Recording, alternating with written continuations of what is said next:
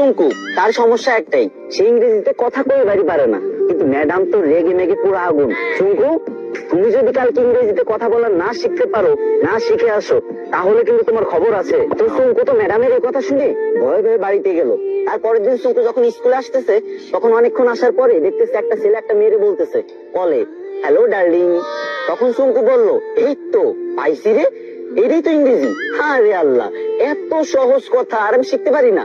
যাক, এটা আমি মুখস্থ করে নি। তো চুমকু মুখস্থ করে নিল, হ্যালো ডার্লিং।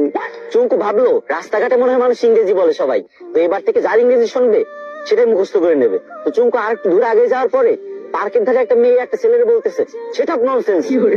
তো চুমকু বলবে, এই তো আর একটা ইংরেজি পাইছি, সেটা ননসেন্স। এটা শিখে নিল।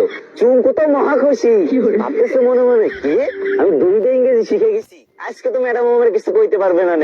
আর একটু আগে যাওয়ার পরে বাস থেকে লোক নামবে, ঠিক আছে, তো সুপারভাইজার বলতেছে লেডিস ফার্স্ট, লেডিস ফার্স্ট।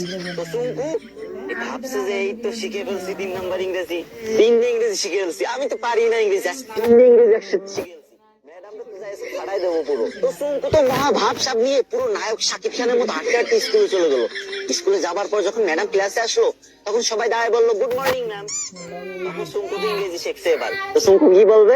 চুমকু বললো, হ্যালো ডার্লিং। এই কথা শুনে ম্যাডাম তো পুরো রাইগে মেগে ফায়ার। ম্যাডামের কান, নাক, চোখ, মুখ সব জায়গাতে আগুন বেরোচ্ছে, আরো কোন জায়গাতে যে আগুন বেরোচ্ছে কোনো ঠিক নাই, ঠিক আছে।